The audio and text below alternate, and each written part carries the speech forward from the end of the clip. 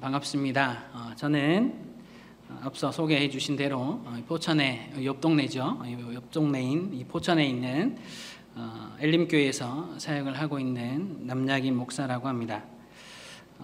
제가 오늘 이곳에 또 이 자리에서 여러분들에게 말씀을 전할 수 있게 된 것은 제가 뭔가 특별나서가 아닙니다.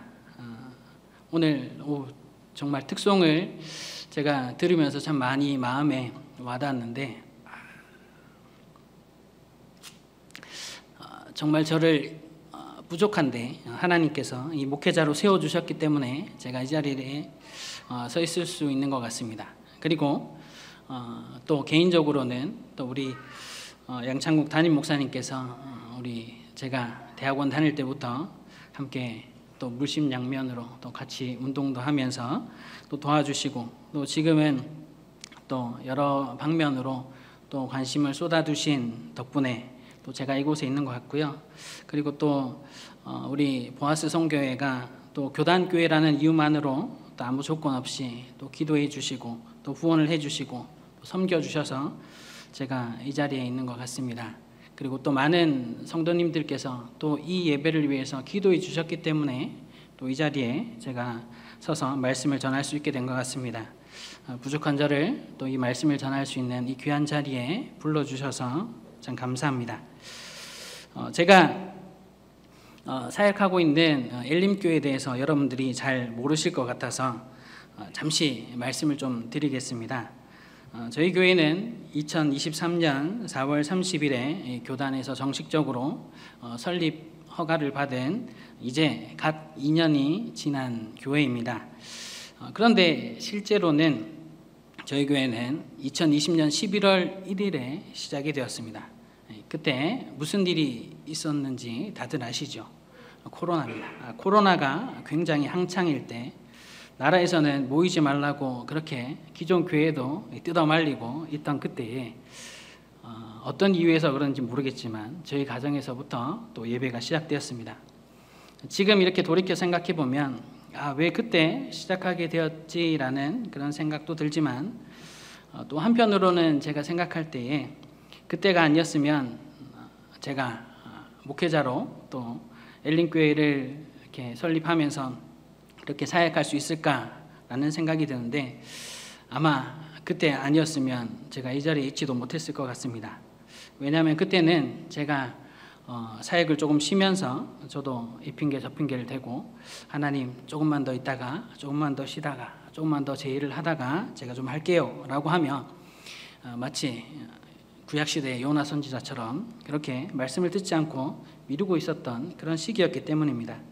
그래서 제 입장에서 한번 생각해 볼 때 하나님께서 정말로 보다 못해 너 그렇게 있어서는 안 되겠다 싶으셔서 아마 그런 힘든 상황 가운데서 하나님께서 또 이렇게 예배를 시작하게 하시고 또 교회를 시작하게 하신 것 같습니다.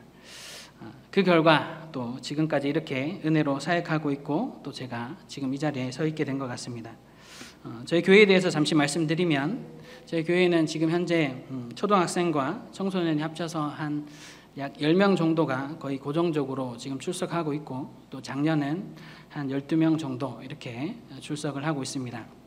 그리고 현재 주일날 노인 주간 보호센터에 그 장소를 대여해서 주일날에만 모여서 예배를 드리고 함께 교제하고 있습니다. 그래서 저희는 그 장소를 대여하고 있기 때문에 교회 간판도 없고 또 주일에만 모였다가 흩어지는 그런 교회로 현재는 존재하고 있습니다. 그래서 아무래도 지정된 그러한 공간이 없다가 보니까 주중의 모임이 조금은 잘 이루어지지 않아서 현재는 함께 그 예배의 장소를 위해서 기도하고 또 하나님의 인도하심을 기다리며 또 준비하는 그러한 가운데 있습니다. 제가 말씀을 들어가기 전에 여러분들에게 저의 개인적인 이야기와 또 이 교회의 형편에 대해서 말씀을 드린 것은 한 번쯤 포천에 있는 이 교단교회인 엘림교회가 여러분들 머릿속에 문득 생각이 나실 때에 그곳에서 사역하는 이 또 부족한 이 사역 목회자가 생각나실 때마다 한 번쯤 기도해 주셨으면 하는 마음에서 제가 말씀을 드린 겁니다. 야고보서 5장에 보면 의인의 강구는 역사하는 힘이 많다라고 기록되어 있습니다. 정말로 하나님을 사랑하고 또 그 사랑의 삶을 살아가는 우리 한빛교회 성도님들께서 이렇게 기도해 주신다면 저뿐 아니라 우리 엘림교회에도 정말로 큰 힘이 될 것 같습니다. 꼭 생각나실 때마다 기도해 주시기 바랍니다. 네, 감사합니다. 자, 이제 말씀을 전하겠습니다. 오늘 예배는 저도 듣기로 선교 헌신 예배라고 들었습니다. 그리고 진짜 선교 헌신 예배로 모이셨네요.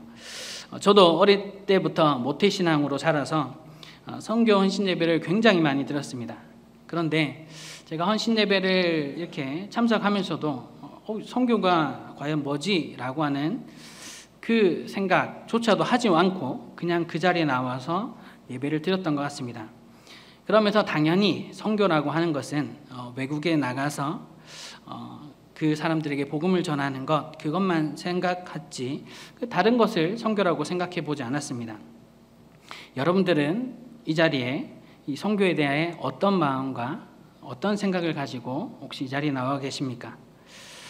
아마도 대다수가 제가 앞에 방금 말씀드렸던 것처럼 어떤 특별한 부르심을 받은 그 소수의 사람들이 어려운 환경에서 그 어려운 환경을 감수하며 복음을 전하는 일이 선교니까 오늘 이렇게 그러한 선교를 위한 헌신 예배이니 그분들을 특별히 생각하고 기도하며 이 시간 예배 드려야지 라고 하는 그 마음으로 이 자리에 나오셨을 수도 있을 겁니다.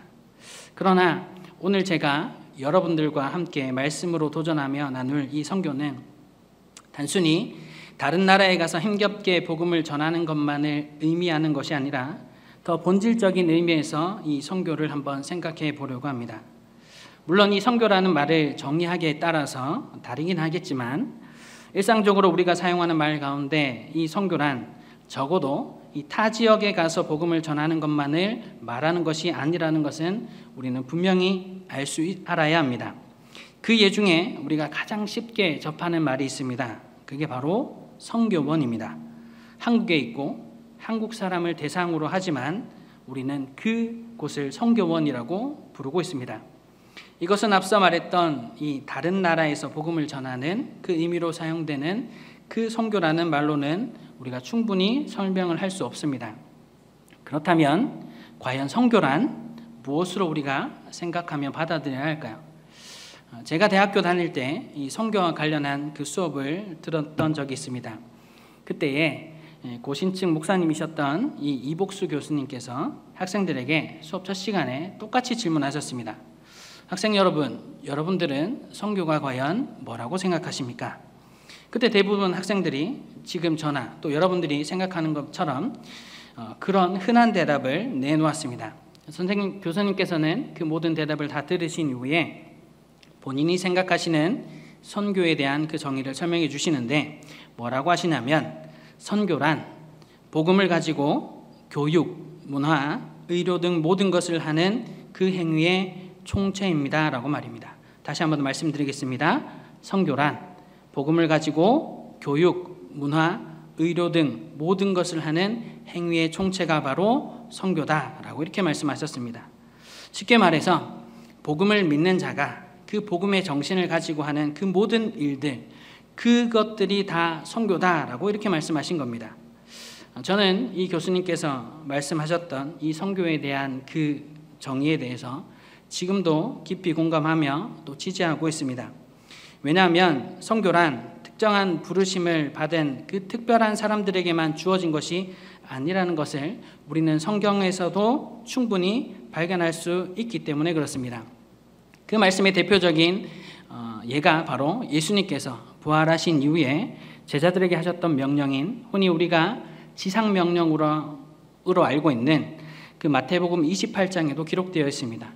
이 말씀은 예수님께 직접 말씀을 들었던 그 당시의 제자들에게만 하신 것이 아니라 오늘날 그 예수님의 제자로 살아가길 원하는 우리 모두에게 주시는 말씀이기 때문입니다.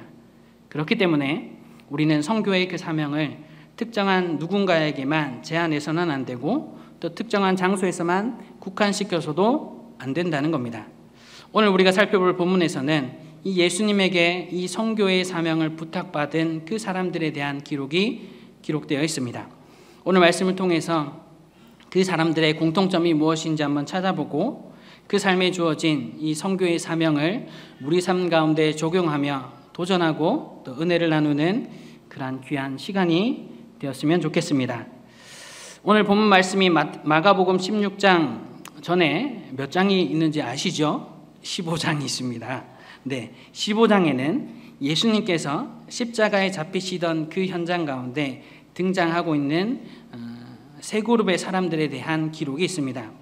당시 종교 지도자들과 같이 자기의 힘과 열심만으로 살려고 했던 그런 사람들, 그리고 자신의 지위에서 책임을 져야 하는데 오히려 그 책임을 회피하였던 본디오 빌라도와 또 도망친 제자들과 같은 그러한 사람들, 그리고 마지막으로 누가 알아주든 그렇지 않든 혹은 그 자리가 원하지 않았던 자리라 할지라도 끝까지 그 예수님의 길을 함께 걸어갔던 구레네 사람 시몬이나 여인들, 그리고 아리마대 사람 요셉과 같은 사람들, 성경은 이들 중에 과연 누가 정말 예수님을 믿고 따르는 제자의 삶인지를 분명하게 전하면서 오늘날 우리 신앙의 현주소를 돌아보게 하고 있습니다.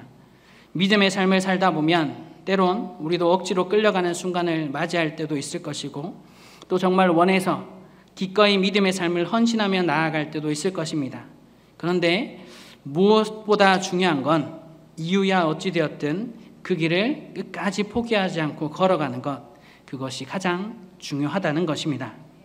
이 사실을 전하면서 이제 오늘 본문인 16장에서는 그렇게 끝까지 견디며 나아갔던 이들의 삶에 가장 먼저 기막힌 반전의 소식이 들려졌다라고 하는 것을 기록하고 있습니다. 여러분, 그 소식이 무엇인지 아십니까? 혹시 아십니까? 네, 맞습니다. 바로 부활의 소식입니다. 그런데 여러분, 이 부활의 소식이 얼마나 대단했는지 또 얼마나 놀라웠는지, 심지어 끝까지 그 자리를 지켰던 이들, 예수님의 장례를 준비하러 나아갔던 그 여인들조차도 그 소식을 처음에 듣고는 처음에 어떤 반응도 하지 못하고 두려워했다라고 성경은 기록하고 있습니다. 그 본문이 바로 오늘 우리가 읽었던 마가복음 16장 8절의 말씀입니다. 제가 16장 8절을 다시 한번 읽어드리겠습니다. 여자들이 몹시 놀라 떨며 나와 무덤에서 도망하고 무서워하여 아무에게도 아무 말도 하지 못하더라. 여러분, 이 구절은 여인들의 그 연약함이나 또 말씀에 순종하지 못하는 그 부족함을 드러내는 그 말씀이 아니라 이 부활의 소식이 얼마나 대단하고 충격적인 소식이었는지를 표현하고 있는 구절입니다. 여러분 혹시 누구든지 감당하지 그 못할 소식이나 어떤 장면을 보게 되면 누구라도 그 자리에서 얼음과 같이 굳어버리거나 또는 어찌할 바를 몰라 숨어버리는 그러한 모습과 같이 그 장면을 이렇게 묘사하고 있는 것입니다. 여러분, 그러면 도대체 이 부활의 소식이 얼마나 대단했기에 이런 반응을 보인 걸까요? 오늘날 우리는 이 예수님의 부활, 이 부활이라는 소식이 너무나 당연하고 또 많이 들어왔기 때문에 별다른 감흥이 생기지 않을 수도 있지만 당시 여인들에게 있어서, 아니 그 당시 살았던 그 누구라 할지라도 이 예수님의 부활 소식은 상상조차 할 수 없었던 굉장히 충격적인 소식이었다는 겁니다. 제가 말씀을 전하면서 조금은 세속적인 표현으로 들릴 수 있지만 조금 감안해서 들으시기 바랍니다. 이 부활 소식을 들었던 이 당시 사람들의 그 느낌이 어땠을까 저도 한번 생각해 보면서 여러분들이 와닿을 수 있는 그 느낌을 한번 생각해 봤는데, 어떤 사람이 우연히 길을 가다가 들른 복권집에서 그냥 복권을 샀다고 합니다. 그런데 그 사람이 이제 장결에 지나서 복권이 당첨이 됐나 한번 확인해 봤더니 1등으로 딱 당첨됐을 때 그 정도의 충격, 아니 아마도 그것보다도 더 비교할 수 없는 충격 정도라고 생각하면 될 겁니다. 그런데 여러분들 반응이 없는 걸 보니 저나 여러분이나 뭐 복권에 1등 당첨이 되보지 않아서 그게 뭐지? 라고 생각할 수 있는 것 같은데, 우리가 쉽게 드라마나 이 매체를 통해서 1등에 당첨된 사람들, 그 사람들의 이야기를 들어보면 그 복권이 당첨됐을 때 막 그 종이 한 장을 들고 손을 벌벌 떨기도 하고 꿈인지 생신지 막 구분이 안 돼야 하며 막 심장이 콩닥콩닥해 하고 어쩔 줄 몰라 한다는 것, 그 모습을 우리는 충분히 알 수 있습니다. 그 종이 한 장에도 사람들은 그렇게 벌벌 떨며 흥분하거나 충격을 받는데, 그것과는 비교조차도 할 수 없는 이 엄청난 부활의 소식을 들었으니 예수님을 끝까지 따랐던 여인들이라고 할지라도 그 자리에서 무서워하고 도망칠 수밖에 없었다는 겁니다. 이렇게 어마어마한 충격에 휩싸인 가운데 무서워하며 벌벌 떨던 그 여인 중 한 사람, 막달라 마리아에게 부활하신 예수님께서 찾아가십니다. 예수님께서 가신 십자가의 길을 함께 걸었고 곁을 지켰으며 돌아가신 후에 이제 그 마지막 장례의 절차를 위해서 끝까지 그 자리를 지키며 걸었던 한 여인, 막달라 마리아. 사람들의 눈총과 위협에도 끝까지 견디며 나아간 그 길 끝에서 그녀가 만난 건 예수님의 죽음을 확신하는 그 절망이나 실패가 아니었습니다. 바로 죽음을 이기시고 승리하신 예수님, 부활하신 예수님을 그녀는 만난 것입니다. 성경은 이 놀라운 반전을 기록하면서 믿음의 길을 걷고 또 예수님의 제자로 살아간다고 하는 우리에게 이런 질문을 던지는 것 같습니다. 여러분들이 걷고 있는 그 길의 끝에, 예수님 제자로 살아가는 그 삶의 끝에 여러분은 무엇을 기대하며 현재를 그렇게 살아가고 계십니까? 라고 말입니다.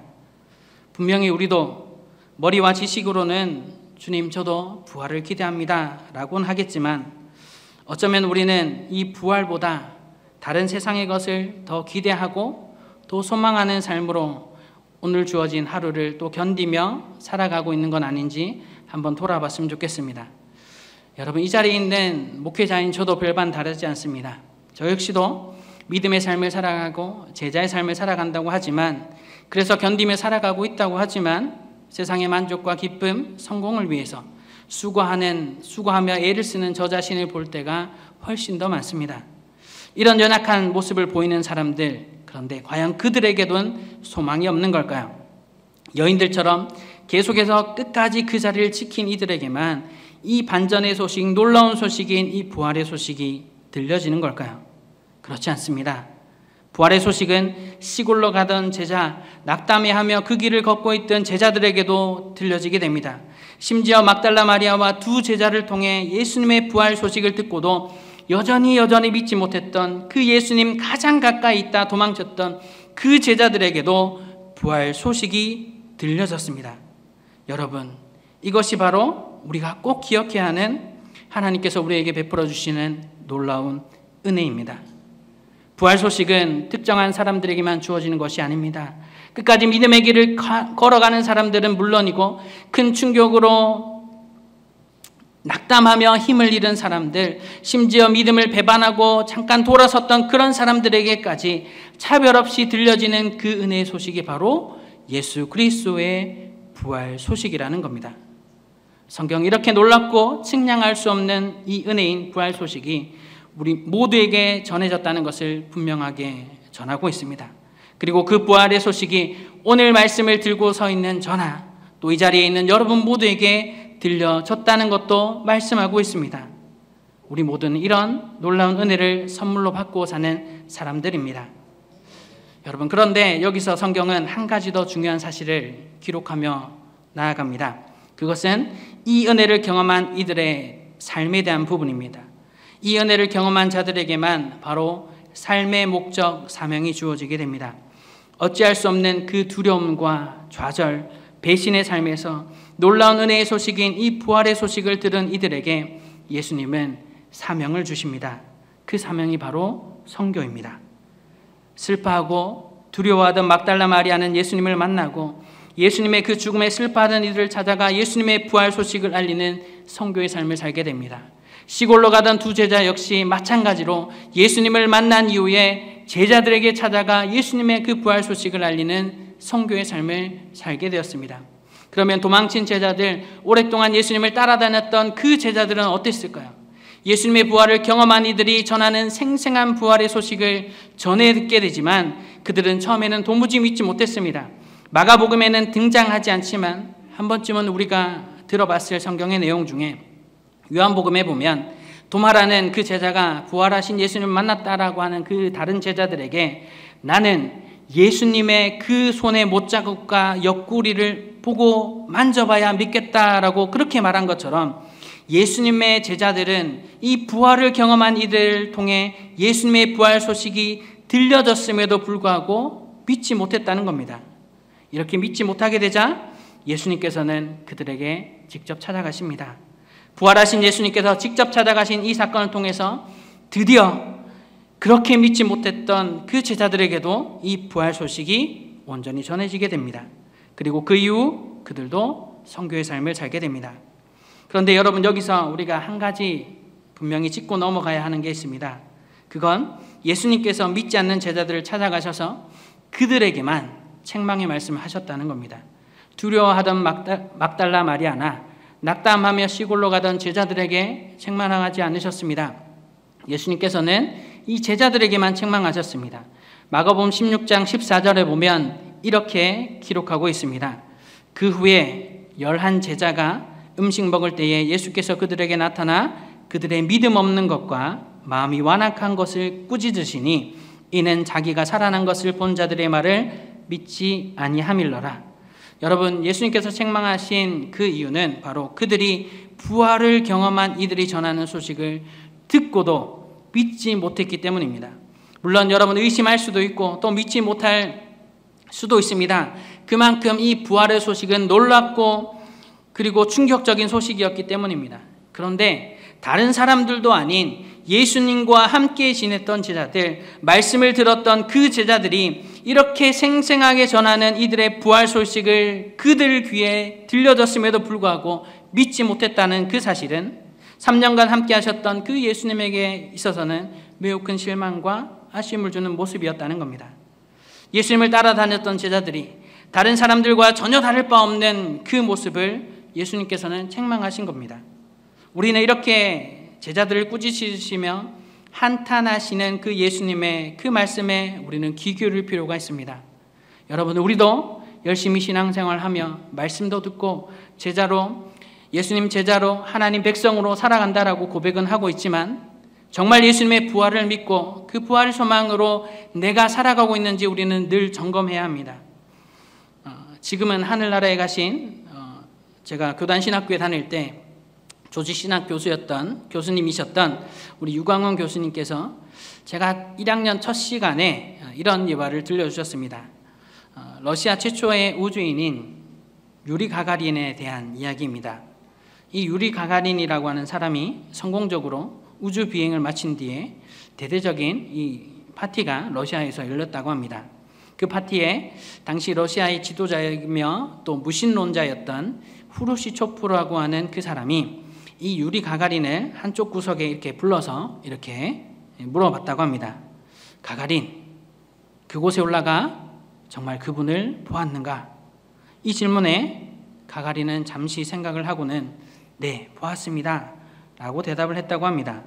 그러자 후르시초프는 역시나 하며 가가린에게 그 이야기를 절대로 다른 사람에게 말하지 말게 라고 그렇게 당부했다고 합니다. 잠시 뒤에 당시 정교회 대표가 또 가가린을 한쪽 구석에 불러서 이렇게 물어봤다고 합니다. 가가린, 정말로 당신은 그곳에 올라가 그분 하나님을 보았는가? 이 질문에 가가린은 또 잠시 생각하고는 아니요, 보지 못했습니다 라고 대답을 했습니다.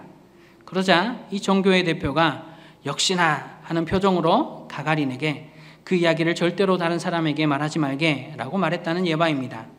물론 이 예화가 진짜인지 아닌지 확인할 수는 없지만 분명히 우리들에게 주는 그 메시지가 있습니다. 그것은 우리가 믿음이 있다고 하면서 오히려 믿음이 없다고 하는 사람보다 훨씬 더 믿음 없이 살아가는 모습으로 사는 삶은 아닌가라고 하는 건 말입니다. 제자들이 부활하신 예수님의 소식을 듣고 믿지 않았다고 하는 이 사실은 오늘날 믿음으로 살아가고 있는 우리 모두에게 경각심을 불러일으키고 있는 말씀입니다. 열심히 신앙생활하고 말씀을 잘 듣는다고 하는 것이 우리에게 진짜 믿음이 있다라고 하는 것을 증명하고 있는 것은 아니기 때문입니다. 진짜 믿음이란 정말로 부활하신 주님을 만났는지를 통해 증명이 되는 겁니다. 그리고 그것은 사명의 삶으로 반드시 연결이 됩니다.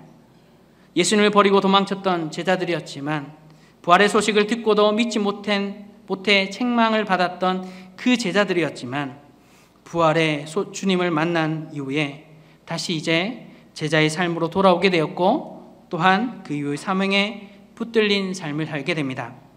바로 부활의 증인, 복음 전파, 선교의 사명을 가지고 살게 되었다는 겁니다.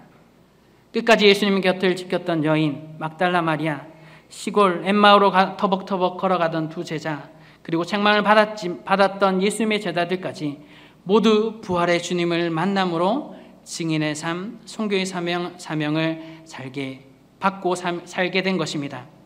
그렇다면 오늘날 우리들의 믿음은 우리가 얼마나 열심히 신앙생활을 했느냐, 겉으로 보이는 그 삶이 증명하는 것이 아니라 한 번뿐인 이 삶을 얼마나 우리가 부활의 증인답게 선교의 사명을 가진 삶으로 살아가고 있는지를 통해서 분명히 증명된다고 할 수 있습니다. 이 말은 우리 모두가 당장에 지금 주어진 것을 그럼 다 뒤로 하고 오직 복음만을 위해서 증거하며 선교하러 나가야 하는 것 아닙니까? 라고 하는 그 말이 결코 아닙니다. 앞서 성교학 교수님께서 말씀하셨던 것처럼 하나님께서 우리 각자에게 주신 그 자리, 가정에서, 직장에서, 다양한 여러분들의 삶의 영역에서 복음의 그 확실함을 가지고 부활하신 그 예수님을 만난 그 감격을 가지고 부활의 증인답게 우리가 하루하루를 살아가는 것, 다시 사신 그 예수님의 그 향기와 흔적을 드러내며 사는 것, 그것이 바로 믿음을 증명하는 삶이며 선교의 사명을 따르는 진짜 믿음의 삶이라는 것입니다. 여러분, 그런데 이 땅에서 우리들이 이런 선교의 삶으로, 사명을 가진 자의 삶으로 그 삶을 살아가는 것이 쉽습니까? 아니면 어렵습니까? 어렵습니다. 굉장히 녹록지 않습니다. 구조적인 이 사회의 악과 더불어 다양한 그 삶의 문제들도 많이 등장하고, 특별히 내 안의 욕심과 이기심 같은 것도 많이 있어서 우리가 이 삶을 살아내기가 참으로 힘듭니다. 이런 현실 가운데 우리가 우리의 힘과 노력만으로, 우리의 의지만으로 우리가 선교의 삶을 살아간다라고 하는 건 사실상 불가능한 일입니다. 그래서 예수님께서는 이 선교의 사명을 감당하며 살아가는 자들의 삶에 이러한 약속을 더해 주신 것입니다. 오늘 본문 마지막에 보면 마가복음 16장 15절에서 18절에 보면 이렇게 말씀하고 있습니다. 마가복음 16장 15절에서 18절 말씀입니다. 제가 천천히 한번 읽어드리겠습니다. 또 이르시되 너희는 온 천하에 다니며 만민에게 복음을 전파하라. 믿고 세를 받는 사람은 구원을 얻을 것이요 믿지 않는 사람은 정죄를 받으리라. 믿는 자들에게는 이런 표적이 따르리니 곧 그들이 내 이름으로 귀신을 쫓아내며 새 방언을 말하며 뱀을 집어올리며 무슨 독을 마실지라도 해를 받지 아니하며 병든 사람에게 손을 얹은즉 나으리라 하시더라. 아멘. 여러분, 이 말씀은 믿는 자들에게, 그 사명을 감당하는 자들의 그 삶에 굉장히 신비로운 능력, 그 신비로운 일들이 일어난다, 기적이 일어난다, 그 말이 아닙니다. 부활의 증인으로 선교의 사명으로 살아가는 그 삶에 하나님께서 함께 해주시고 힘주시고, 하나님께서 그 삶을 통해 더욱 분명하게 정말로 부활하신 그 주님이 드러나도록 해주신다라고 하는 그 약속의 말씀인 겁니다. 우리의 힘이 아닌 하나님이 주신 힘으로 선교적 삶을 살아갈 수 있도록 해주시겠다라고 하는 그 약속의 말씀입니다. 여러분, 선교의 삶은 사람의 힘과 노력만으로 감당할 수 없습니다. 또 누군가에게만 주어지는 그런 특별한 부르심도 아닙니다. 예수님의 부활의 소식을 듣고 경험한 자들이 매일 주어진 삶을 복음으로 부활의 주님을 기억하며 하나님께서 주시는 그 힘과 능력을 의지하며 약속의 말씀을 의지하여 학생은 학생답게, 주부는 주부로, 직장인은 직장인으로 그 삶의 자리를 묵묵히 지키며 하루하루를 살아내는 것, 그것이 진짜 선교의 삶이며 부활하신 주님께서 우리 모두에게 원하시는 진짜 믿음의 삶의 모습이라는 것입니다. 바라기는 오늘 말씀을 듣고 전하는 여러분, 저와 여러분 모두의 삶이 진짜 부활의 소식을 들은 자로, 그 사실을 기억하며 주어진 삶을, 사명을 받은 자로 선교하는 삶으로 살아가는 그러한 삶이 되시기를 간절히 원합니다. 부활의 증인으로 삶의 자리를 지키며 주님을 드러내는 삶, 하나님 주신 약속의 말씀을 붙잡고 그 힘과 능력을 의지하며 세상과 타협하지 않고 살아가는 모든 한빛 전원교회 성도님들의 삶이 되시기를 간절히 원합니다.